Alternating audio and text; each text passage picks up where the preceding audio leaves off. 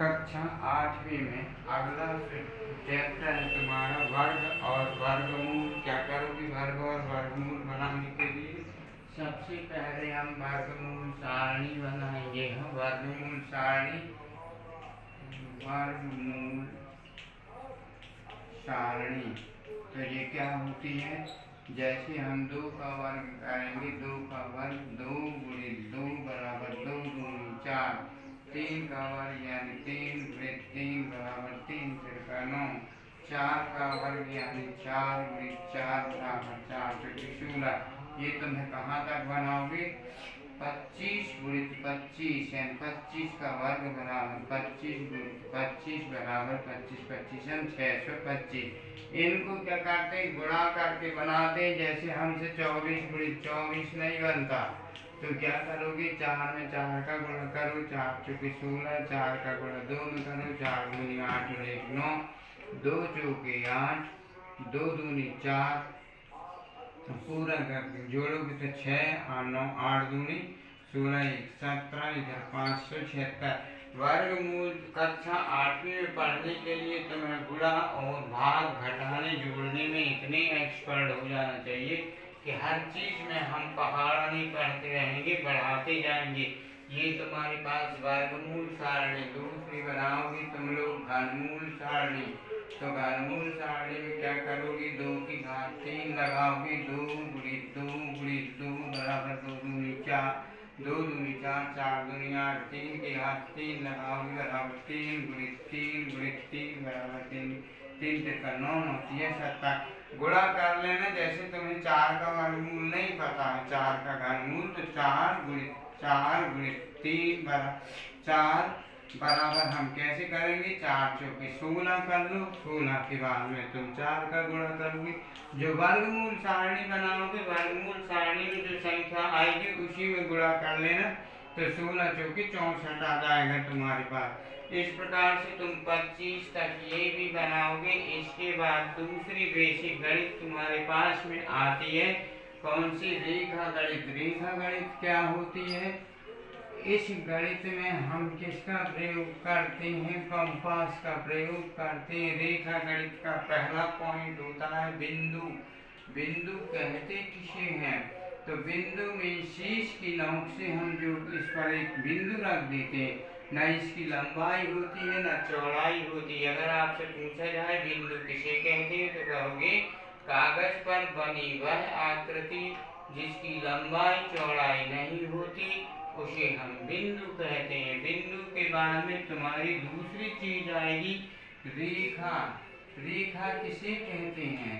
तो रेखा जिसमें हमारे पास में रेखा एक लाइन होती है जिसकी लंबाई होती है, चौड़ाई नहीं होती, दोनों ओर असीमित बढ़ते जाते हैं, यह रेखा कहलाती है। दूसरा तुम्हारे पास में रेखा खंड आएगा। तो रेखा खंड किसे कहते हैं? वह रेखा जिसकी लंबाई चौड़ाई सीमित होती है, चाहे वो कितनी ही बड़ी रहे, चाहे 6 सेंटीमीटर की रहे, चाहे 6 किलोमीटर की। यदि हमारे पास में निश्चित लंबाई दी है तो वो रेखा खंड है। रेखा खंड के बाद में आएगा तुम्हारे पास में किरण। किरण किसे कहते हैं? तो किरण वह रेखा जिसका एक बिंदु होता है, दूसरा बिंदु अनिश्चित होता है। सूर्य से आने वाली जो भी किरणें हैं हम उन्हें किरणें कहते हैं, क्योंकि वे सूर्य से पृथ्वी तक आती हैं। तो ये एक माध्यम से निकलती है और दूसरे अनंत की ओर जाती है, उसे हम किरण कहते हैं। तो रेखा, रेखाखंड, किरण। इसके बाद में तुम्हारे पास में आता है कोण। तो कोण किसे कहते हैं? तो 2 रेखाओं के मिलन बिंदु, जहाँ पर 2 रेखाएं आकर के ए बी सी आके मिलती है, उस आकृति को हम क्या कहते हैं? कोण कहते हैं। अब कोण कितने प्रकार के होते हैं? तो सबसे पहला कोण होता है तुम्हारे पास कौन सा? समकोण। समकोण किसे कहते हैं? वह कोण जिसकी माप 90 अंश होती है उसे हम क्या कहते हैं? समकोण कहते हैं। अब प्रकार से समकोण कैसे बनाओगे तुम? चांदा से। तो समकोण की लाइन बिल्कुल सीधी होती है और इस तरफ मान लो ये ए बिंदु है, ये बी है और ये सी है। ये कौन सा है तुम्हारा समकोण। समकोण के बाद दूसरे नंबर में आप पढ़ोगे न्यून कोण। न्यून कोण हम किसे कहते हैं? न्यून कोण यानी वह कोण जिसकी माप कितनी हो सकती है? 0 अंश से। यहाँ पर 0 रहता है पर चाला में है। इसके बाद यहाँ से जो बनाओगे, मान लो ये 40 अंश का है, तो वह कोण जिसकी माप 0 से अधिक और 90 अंश से कम होती है उसे हम समकोण न्यून कोण कहते हैं। न्यून कोण के बाद तुम्हारे पास दूसरा आता अधिक कोण। ये सभी परिभाषाएं कॉपी में लिखना है। अधिक कोण, अधिक कोण किसे कहते हैं हम? अधिक कोण यानी वह कोण जिसकी माप 90 अंश से अधिक और 180 अंश से कम होती है। मान लो ये 120 अंश का, तो ये क्या होगा? अधिक कोण। ढेर सारे बना लेना तुम। अधिक कोण 110 अंश का, 120 अंश का, 130 अंश, 140 सभी क्या कहलाएंगे? जो 180 अंश से कम है वे क्या कहलाएंगे? सभी अधिक कोण कहलाएंगे। अधिक कोण के बाद में तुम्हारे पास में आएगा रैखिक कोण या ऋजु कोण कहते हैं जिसे हम। ऋजु कोण कैसे कहते हैं? जिसकी माप 180 अंश होती है। यहाँ से चलता है, सीधी लाइन बनाता है, ये कौन सा कहलाता है? ऋजु कोण कहलाता है। अगला नंबर आता है तुम्हारा पुनर्युक्त कोण। पुनर्युक्त कोण किसे कहेंगे हम? पुनर्युक्त कोण वह कोण जिसकी माप 180 अंश से अधिक, ये नीचे की ओर झुका रहेगा ऐसा। इसमें हम यहाँ से अगर नाप लेंगे तो ये हमारे पास कितना हो सकता है? 180 के बाद में 150, 160, 170 अंश का हो सकता है।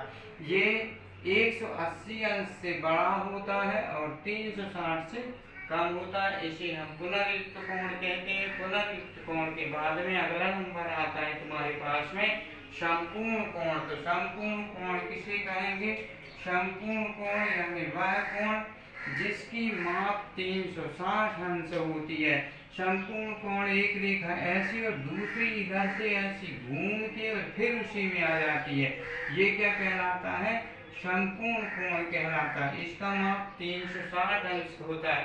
अब तुम्हारे पास में दो कोण और आएंगे, एक कहते हैं पूरक कोण और दूसरा होता है समपूरक कोण। तो पूरक कोण की माप कितनी होती है? पूरक कोण, पूरक कोणों का योग हमेशा कितना होता है? 90 अंश होता है। हाँ, पूरक कोणों का योग कितना होता है? 90 अंश। यदि दिया हुआ है तुम्हारे पास कि एक आकृति में पहला ए बराबर पूरक कोण 40 अंश का है, तो कोण बी का मान ज्ञात कीजिए। तो तुम क्या करोगे? पूरक कोणों का योग कितना होता है? 90 अंश। तो लिखोगे 40 अंश धन x अंश बराबर 90 अंश। तो x बराबर 90 ऋण 40। इसके पहले की जितनी भी गणित करे हो वो सब गणित तुमसे बनेगी, तब जाकर के तुम इन चीजों को निकाल सकते हो। पूरक कोण 90 अंश से छोटे होते हैं, इन सब को दोनों का योग 90 अंश होता है। किसी भी मान लो एक कोण 60 अंश का है तो दूसरा 30 अंश का होगा, 90 अंश। अगर एक कोण 20 अंश का है तो दूसरा 70 अंश का होगा। इस प्रकार से तुम पूरक कोणों का योग ज्ञात करोगे। समपूरक कोण किसे कहते हैं? तो समपूरक कोण जिन कोणों का दोनों कोणों का मान 180 अंश होता है। यदि यहाँ पर यह आकृति बनी हुई है तो इसमें अगर ये कोण तुम्हारे पास में 40 अंश का है तो ये कितने का होगा? 140 अंश का होगा। दोनों का योग कितना होगा? 180 अंश। तो इस प्रकार संपूरक कोणों का योग 180 अंश होता है और पूरक कोणों का योग 90 अंश होता है। हम आगे चलते हैं तुम्हारे साथ त्रिभुज में। त्रिभुज किसे कहते हैं? तीन आकृतियों से घिरी हुई एक आकृति जो बनती है ये त्रिभुज कहलाती है। त्रिभुज में क्या होता है? तीन भुजाएं। इस त्रिभुज की तीन भुजाएं कौन कौन सी हैं? AB, BC और AC। तीन बिंदु कौन कौन से हैं? तो ABC। त्रिभुज के तीनों कोणों का योग कितना होता है? त्रिभुज के तीनों कोणों का योग 180 अंश होता है। त्रिभुज के तीन कोण ABC, इनका कोण की योग कितना होगा? 180। परीक्षा में दिया रहता है कि एक त्रिभुज का कोण ए मान लो 20 अंश का है और कोण बी 60 अंश का है, तो तुम कोण सी का मान ज्ञात करो। तो मान लो कोण सी का मान हमें ज्ञात करना है, तो हम क्या करेंगे, लिखेंगे कोण ए धन कोण बी धन कोण सी बराबर 180 अंश। हमें बहुत सारा कोर्स करना है, इसलिए आप लोग जितने जल्दी जल्दी कर सको और बना सको तो बनाते जाना। बराबर 180 अंश, इन्हें करने में तुम्हें बहुत समय लगेगा। इधर हो जाएगा 80 धन x अंश बराबर 180 अंश, x बराबर 180 अंश ऋण 80 अंश, तो बराबर कितना हो गया, x का मान तुम्हारा 100। इस प्रकार यदि हमें दो कोण दिए हुए हैं कोई भी, हम तीसरा कोण आसानी से निकाल सकते हैं। इसको हम क्या कहते हैं, त्रिभुज के तीनों कोणों का योग 180 अंश होता है। यदि हमारे पास त्रिभुज के तीन कोण में से दो कोण दिए हैं तो हम चौथा कोण तीसरा कोण निकाल सकते हैं। त्रिभुज के बाद में तुम्हारे पास में आता है समकोण त्रिभुज किसे कहते हैं, तो वह त्रिभुज जिसका एक कोण समकोण हो उसे हम समकोण त्रिभुज कहते हैं। समकोण त्रिभुज के बाद में दूसरा आता है अधिक कोण त्रिभुज, तो वह त्रिभुज जिसके एक कोण का मान 90 अंश से अधिक होता है उसे हम अधिक कोण त्रिभुज कहते हैं। अधिक कोण त्रिभुज के बाद में आता है न्यून कोण त्रिभुज, तो ऐसा त्रिभुज जिसके सभी कोण न्यून कोण हो तो उसे हम क्या कहेंगे, सभी कोण यदि मान लीजिए क्या है, न्यून कोण है, तो हम उसको कहेंगे न्यून कोण त्रिभुज। जिसमें सब कोण 60 अंश से कम होंगे। जिस कोण का माप मान लो प्रत्येक कोण 60 अंश का है तो उसको हम कौन सा कोण कहते हैं, इसको हम समान कोण वाला त्रिभुज होता है ये। तो इसके प्रत्येक कोण 60 अंश के होते हैं, इसके सभी भुजांश बराबर हो जाते हैं, इसको समबाहु त्रिभुज कहते हैं। जिस त्रिभुज के सभी कोण बराबर होते हैं वो समबाहु त्रिभुज होता है। जिस त्रिभुज के दो कोण बराबर हैं वो दो, यानी इसको हम क्या कहेंगे, इसकी दो भुजाएं बराबर होती हैं, समबाहु विषमबाहु, और इसको